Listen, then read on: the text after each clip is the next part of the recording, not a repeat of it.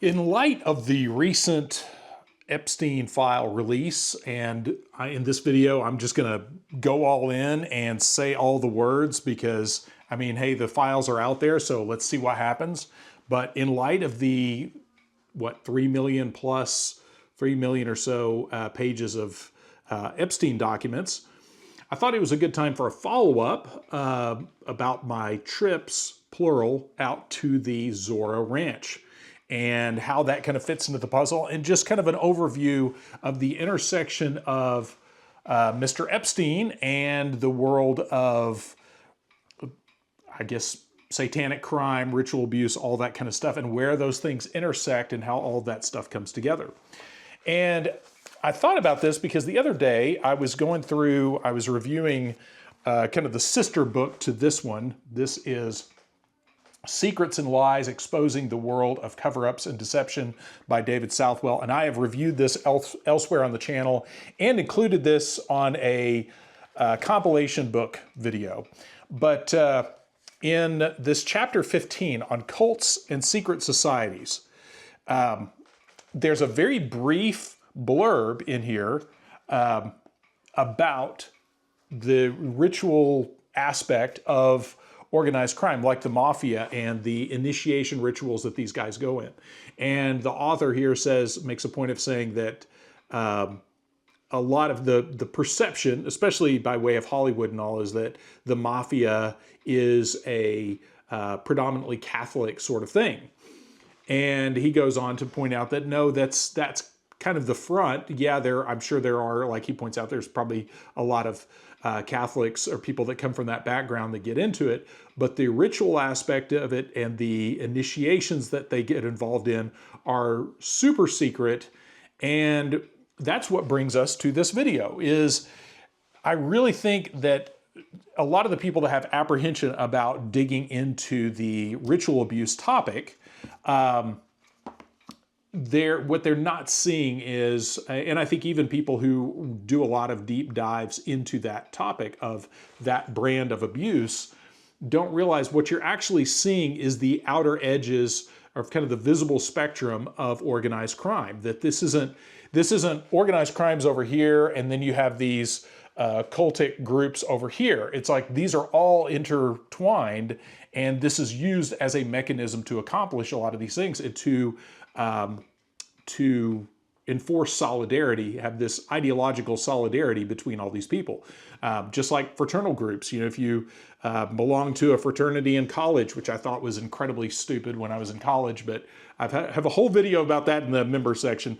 But that whole idea of going through these initiation rites and things like that, and then you get out into the working world and you're more inclined to bring your fellow brother or sister, fraternal brother or sister, into a job opportunity or whatever. So anyway, so what I wanted to talk about first is, so the Zorro Ranch features prominently in a lot of the Epstein lore. And I first learned about this in 2008. And all the way back in 2008, there was a website that is long since gone now. And it actually changed several times, kind of rapid fire over the course of about 3 years to different domains, and finally got torpedoed.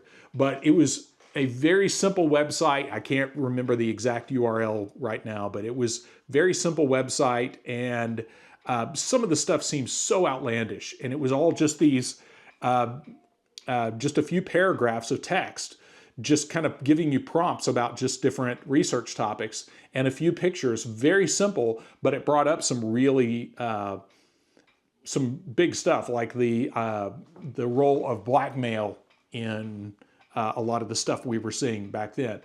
And this was at the point where the Iraq War, people were starting to realize that that was a sham and all that. So it was even pulling at threads there in the Iraq War, showing what was happening there. And it was just different articles about certain topics and about elites, and explaining how, and really that the term elite is one I'm not a big fan of. I think predator class is probably a better way to put that, because these people are not elite. They are not above us in any capacity. But anyway, this website was the first place that I saw Jeffrey Epstein mentioned, and all about the stuff that he was involved in, or at that point rumored to be involved in. And that this financier or guy, whatever, got arrested down in Florida and got this weird slap on the wrist prison sentence. This is all kind of unfolding in real time. They were posting articles about this. I'm like, holy crap, this is big. This guy, there's something here for sure. And around that, I think it was either this website or a similar one that pointed out the connection between him and this Zorro Ranch. And so I got to digging about that. And right around that time, I think it was August of 2008, the Oklahoma lottery, the Powerball lottery in Oklahoma, was won, and the money was accepted by the Zorro Trust that operates the Zorro Ranch. And that was really strange. I think the ticket was allegedly sold out of an Allsup's convenience store in Altus, Oklahoma. And there's just a lot of strange stuff with that. And that was one of those threads that all the way back in 2008, I started pulling at going, wow, this is crazy. Fast forward to 2023, after Epstein is supposedly killed in prison, I was out on a road trip with my family, and I asked the wife, hey, you want to go buy the Epstein property? And at this point, I'm kind of the mind, I know a lot of messed up stuff happened on that property, but I wasn't really sure, is the guy living or dead or what, who knows? But I'm like, hey, let's go check it out. So we go, we parked on a public right-of-way, didn't do any funny business there. And I was able to get some, let's just say I astral projected myself out over his property and took a look around, and here's some of the footage of that, just so that doesn't cause all kinds of problems. Maybe I manifested this footage somehow, but here's the views of the original property in 2023. So again, remember, this is almost 4 years after he has been deleted in prison. And the thing that I noticed as I was flying around, almost as soon as I checked the place out, there was a red truck took off, and I saw it through my little view screen, and I knew exactly they were coming out to check us out. So, and sure enough, it took them a while because they had to drive way around to get back to where I was. And the guy came up to our car. It was all very strange. We didn't roll out down the window to talk to him. He pretended to be checking on us, thinking we were broken down on the side of the road, but I knew good and well where he was coming from. And that whole thing was weird. I go into that deeper in some other videos, but it was all very strange. And it was very clear that security was incredibly high. And again, this is 4 years after he is allegedly no longer with us. And this guy was tasked with coming out to run us off, and waited there and actually followed us for a little bit. And it was very strange. And some of the pictures that I got, I was scrambling to upload those to Facebook just in case something happened. And it would not let me upload the pictures to Facebook. I had to do screenshots and then upload the screenshots. And I don't know, maybe a more tech savvy person can explain the ins and outs of that, but that was really strange. And then later I was able to upload everything, no problem. But while I was in the area south and leaving Stanley, New Mexico, that area, I could not upload those pictures to my phone. So all very, very strange. And unfortunately, we didn't have any other cameras ready to film the guy coming up to the car. I wasn't completely prepared for that, but it was all very strange. And my mother-in-law still is on speaking terms with me in spite of the fact that she was with us on that trip, and even asked later, she's like, so you got any other places you want to check out? And Mrs. Interesting Books Reviewed and I both were in agreement that we had had enough for the day. We would continue on our trip home. So after that happened, checked that place out, got some good pictures and all, got some footage, and no sooner did I put that out for the public, then I saw some major hits to my personal business. Web traffic, sales, everything took a massive dive. And the tough thing about this is it's very difficult to prove any connection to that. I know what I saw. I know what I was seeing in graphs and sales figures and things like that. But outside of me and my wife and people that worked for me at the time that were looking at all that, it's very difficult to prove anything. So is there any connection between that? Did that play a part in, because my shop never recovered from that. I mean, we fought hard to stay alive after that, but I didn't last more than about almost a year after that, but I had to fight tooth and nail. And we had a lot of strange things happen with some of our bigger vendors, some of the bigger corporate vendors we were dealing with. We had some bigger customers act strange with us. It was all very weird. And during that time, I also had one of you on this channel that someone who had gotten some drone footage of Epstein's island, reached out to me and said, yeah, watch out, because as soon as he did that, he was some really strange stuff started happening. And he didn't really detail it, but if you're out there watching it, I totally understand now. And that's the tough thing about that kind of behavior, is it's very difficult to prove what was or was not happening and how much of that was even connected.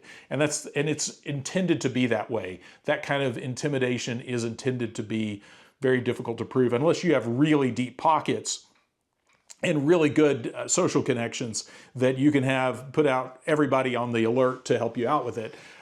In fact, because of that, not long after that, I just shut down my channel completely, hoping that would maybe ease up some of the attacks, and it didn't. So then after a while, I forget about how long I had my channel down. I eventually just went ahead and put it back up, because I'm like, well, I mean, if I'm screwed either way, then I'm better off having the channel up than having it down. So I put it back up, got back to work on it, and entered a new phase of my life with the channel up and just with my fingers crossed. And so here we are. Now in 2025, so this past summer, I was back in that area again and decided I would once again go check it out.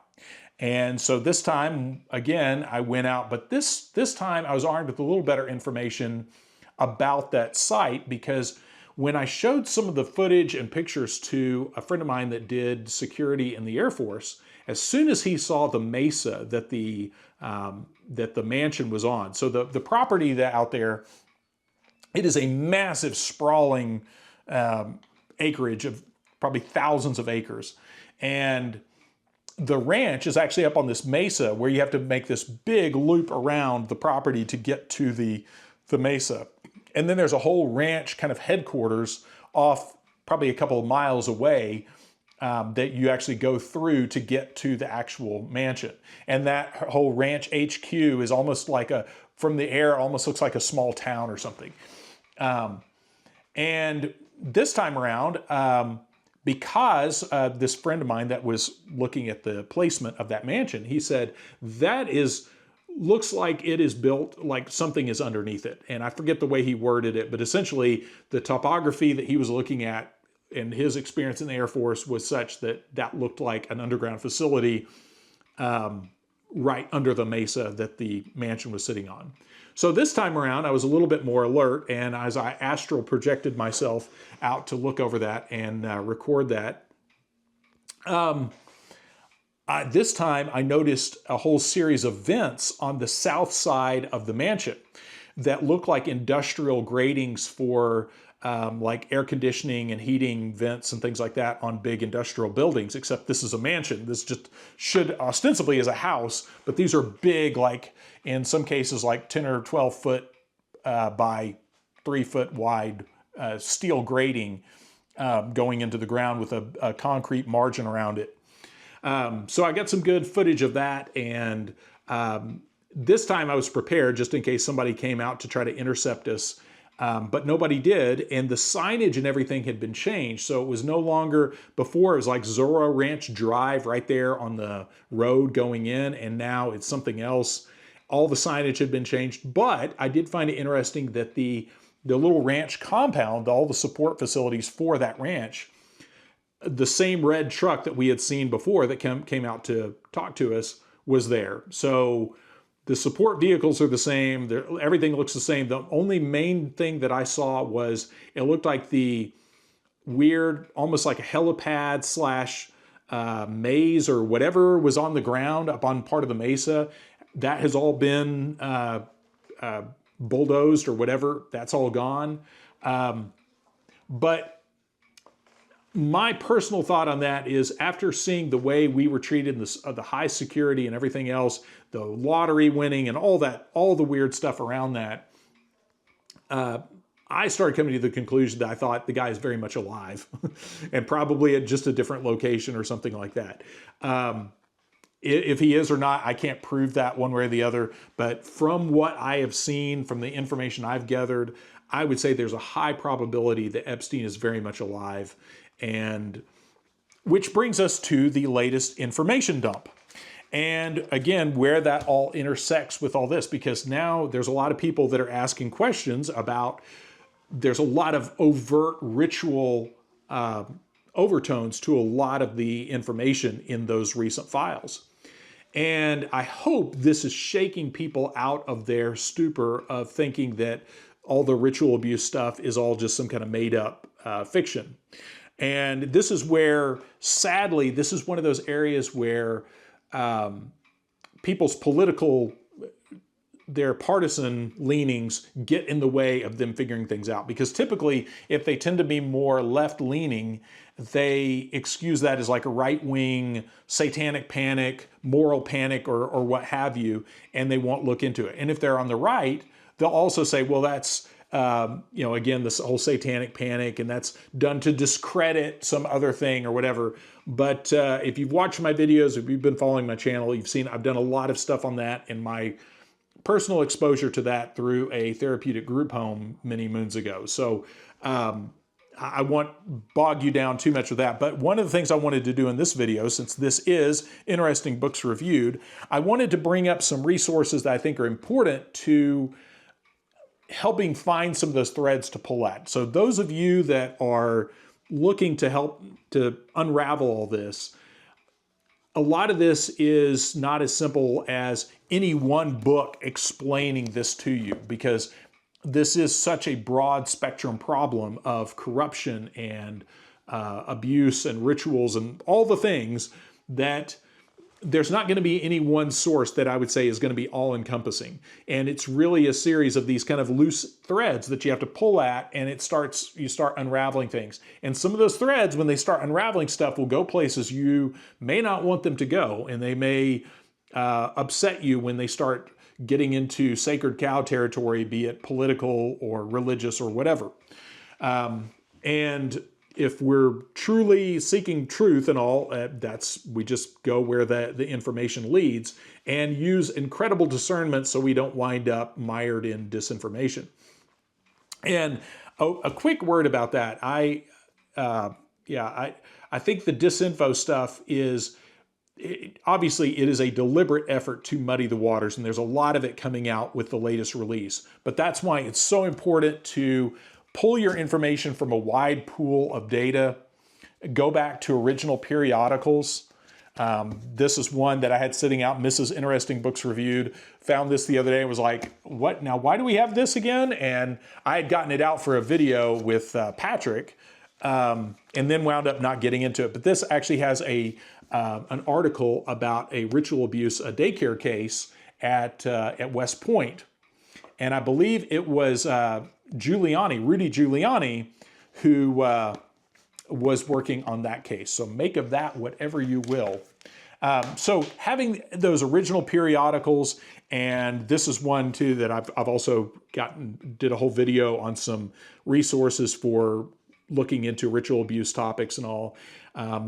This is the Journal of Child and Youth Care, and they had a special issue just on ritual abuse. Excellent information. I've got several of these journals and several of these original periodicals that even back when it was supposedly the Satanic Panic, these guys were all saying like, we've got death threats and all these things just for talking about running these articles. And what's really curious about this channel is anytime I do something that covers a topic like ritual abuse or digging big time into the Epstein stuff, or a couple of weeks ago when I did the thing on might is right. It's really curious to see who comes out of the woodwork to comment and shoot these things down. And there's some very curious people indeed who pop up out of the woodwork. And then there's been a few comments lately that also kind of had me befuddled, of people almost defending the perpetrators, but in a weird, like, pseudo-Christian flavor. And it's really kind of mind-bending to saying, well, don't you understand that these people were probably abused too, so cut them some slack. And, and what would Jesus do, and that sort of thing. It's like, well, Jesus specifically said anybody that harms a child should have a millstone put around their neck and throw themselves into the sea. So Jesus had some pretty strong words for people who diddle with kids, and didn't mince words about it, and said basically they should self-delete to save, to go ahead and get that out of the way. But putting all that aside, it's important to know that even as a believing Christian, I believe very much in forgiveness and repentance and all those things. None of those things absolve you of criminal culpability, and none of those. That is getting right with God is important, but part of getting right with God is accepting the consequences of your actions. So it's not like, oh, I prayed the prayer, I did the magic thing, and I'm safe, you can't touch me. It's no, you humble yourself, and so you put yourself at the mercy of the people that you have done these things to. You don't say, well, I asked for forgiveness, so peace out. So that was a really odd angle that I saw several comments that popped up that said that. And then what you all can't see, but that I can see, is the comments that are held. And some of them, when I delved into forbidden research topics and was talking about things like the child pictures, which I've got to be careful about saying that one on here because that can get the whole thing nuked just talking about that. But addressing that even in a very careful way about using those words very carefully. I had a few comments that had been withheld from public view and even from my view, where you have to go through a series of like, yes, I realize this is offensive. Yes, I'm willing to look at it. And I know it could be triggering, sure, whatever. And it was people threatening to violate me through my posterior in front of my family, and similar threats and things like that. So if this is a giant nothing burger, if there's nothing to this, then why do these certain topics bring out those kinds of people to either try to minimize this or just outright threats of violence of like, hey, watch out, we're watching you. So anyway, so I'm gonna wrap up here. I know I'm kind of getting sidetracked a little bit here, and this is not some secret code or anything. I have these red plastic cups that look suspiciously like I stole them from a Pizza Hut, but this went back when I was a single dad, and I went to Ace Mart and I bought basically a bunch of restaurant plates and cups and everything else to outfit my new apartment with. So it was all super simple and easy to clean and whatnot. So I still have a few of these old red cups, and people visit our house and think I robbed a Pizza Hut, but I didn't. It's all from Ace Mart. And for anyone concerned about my antique table, I am using a Cumbres Toltec souvenir coaster here.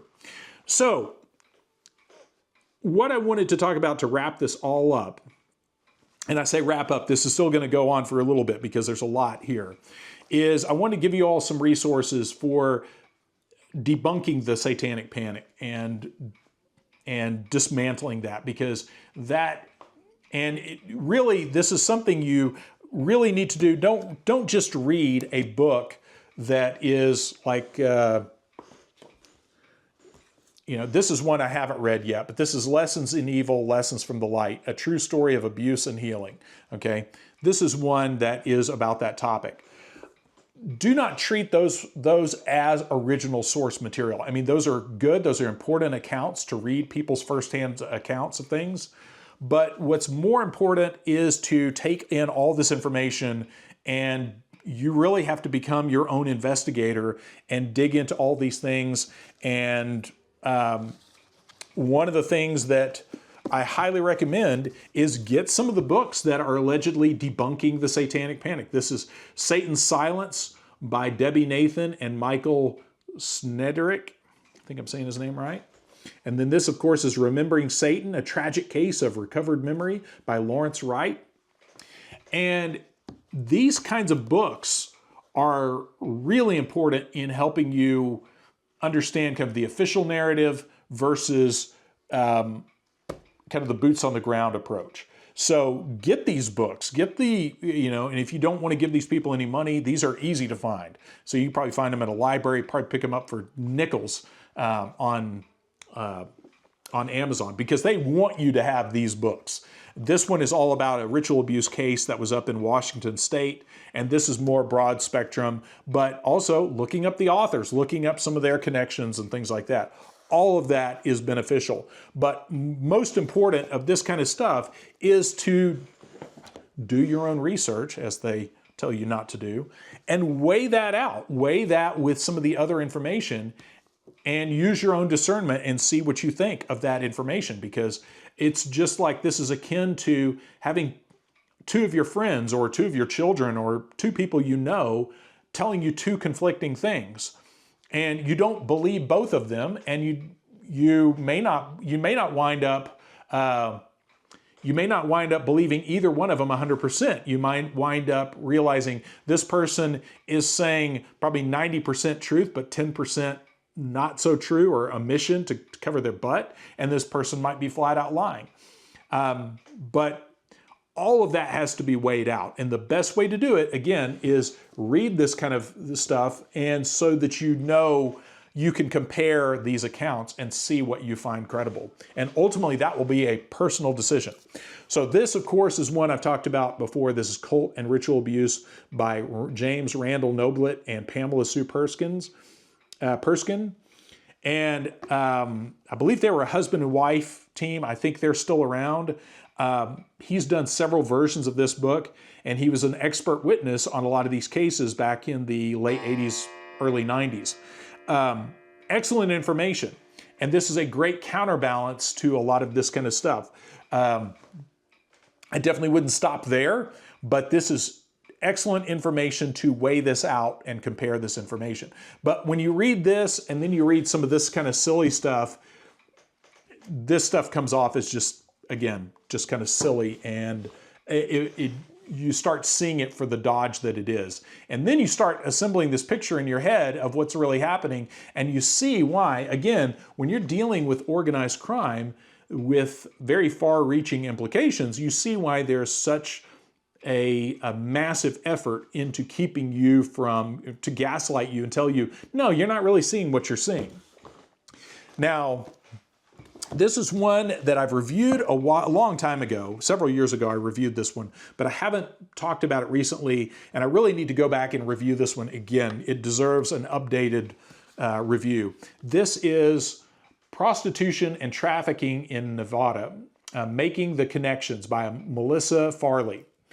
And this is an excellent book about the real dark underbelly of legalized prostitution and just how messed up it actually is.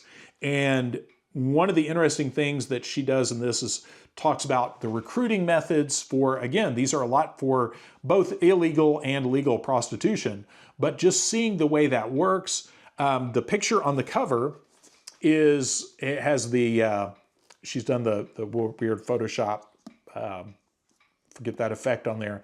But what that is, it looks like a concentration camp. But what that is a brothel, a legal brothel. And she said, they don't build barbed wire fences like that to keep the Johns out. they definitely want Johns to come out. So why would they do that? Why would you have like something that appears to be a minimum security prison kind of security? But this is an important piece of the puzzle to see how even legal prostitution works, and that will give you a much better overview of how somebody like Epstein would work. Because here's again, the visible part of that spectrum, and that's an important thread to pull at and see where all that goes. But some of this kind of stuff is really dark reading. It's not fun to hear about how people are exploited. And as I tell many of you in the comment section, have a good palate cleanser standing by, some other material. I've got a lot of other books that I'll switch gears, and this is one I found the other day. A little station break here for you. Something like this fire eating manual that I found at Half Price Books. But this is dark stuff.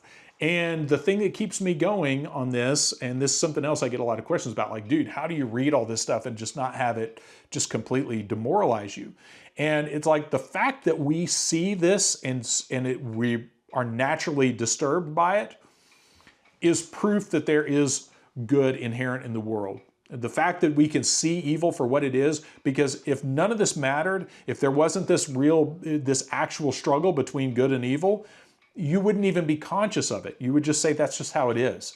So the fact that you can look at it and say that is wrong, that is messed up, that you intuitively know that, to me as a Christian is a sign of Jeremiah 31:31, the new covenant written on our hearts, that we would be able to see this, that you wouldn't have to tell a man this basic stuff, that he would just know it. It would be written on their soul. So the very fact that we're aware and we want this to stop, even people, I don't care if you're a atheist or whatever your bent is, the fact that you can see this and realize that it is inherently wrong and problematic to exploit other human beings is proof of good in the world, and just as much as it's proof of bad in the world. So anyway, this is an excellent book on that, on the prostitution angle, and just to see how legalized prostitution works. And she talks a lot about the overlap between the legal and the illegal, and lots of fascinating stuff in there. But again, prepare yourself, because it's dark reading. Then this, of course, is the witch hunt narrative. And this is an excellent counterbalance to a lot of it's satanic panic. It was all a moral panic. And that's the sad thing. It's like these kind of bubblegum books like this that are designed to say, no, there's nothing to see here. Just go away, go about your business, get back to watch the sports ball some more. None of this stuff really matters. When you read the actual, like, go back to some of these actual cases of like daycare cases and things like that, you see real quick that how flimsy this kind of stuff really is. And this is all about re-examining the satanic panic, or whatever you want to call it, and looking at that through, I think this was published in 2010, maybe. And then just breaking it down from looking at it from 2014, looking at it from a more contemporary viewpoint, so 11 years ago, looking back on these 80s daycare stuff. And the interesting thing is you never hear people like this never go back to the victims of this stuff and say, hey, gee, what do you think? Because these are all the children that were involved in those cases, those daycare cases, are now all in at least their 40s now, probably late 40s. So it's interesting that it's very telling that you don't see a lot of interviews, or any interviews that I'm aware of, with those people going, oh, shucks, yeah, I can't believe my crazy therapist talked me into, saying that I had these horrible things happen that just so happened to match up with historical accounts of that kind of abuse. So again, a lot of these journals, this is one thing I do. If you're like me, I mean, the books are great, but I really like going back and getting periodicals as much as I can run down. And then this is also a really important document that you can easily find on the interwebs as a PDF file. This is, I think, 12 pages long. And and I really will end with this. This is oh goodness, what this is the Mormon Church had an internal document, and this is it, about the problem, the massive problem of ritual abuse within the Mormon Church. And that this one guy, this is the Bishop Pace memo, Bishop Glenn L. Pace, Ritualistic Child Abuse. And this is from July 19th of 1990. And you see there at the top, do not reproduce. And the funny thing, I actually did a kind of tongue-in-cheek video about this a while back, saying this, you could debunk this because it said do not reproduce, and they reproduced it. So there you go. So please don't go pull up that video and be like, you said in this other video. That was trying to fight the shadow band at the time. And it actually did seem to work. But this is an excellent document to download, print off, and keep as a copy just in case something happens and it's not on the internet anymore. Because this is an internal document within the Mormon Church of just how bad and widespread the problem of ritual abuse is within the Mormon Church. And great effort was made to try to discredit this. And this document originally was leaked to an evangelical group in I think it's Lighthouse Ministries or something like that in Utah, in Salt Lake City, Utah, that they originally thought they were being set up because this was so explosive. They're like, surely we're being handed a fake document to try to discredit our organization, because they were an organization that was doing mission work, reaching out to the Mormon Church to try to pull people away from the Mormon Church.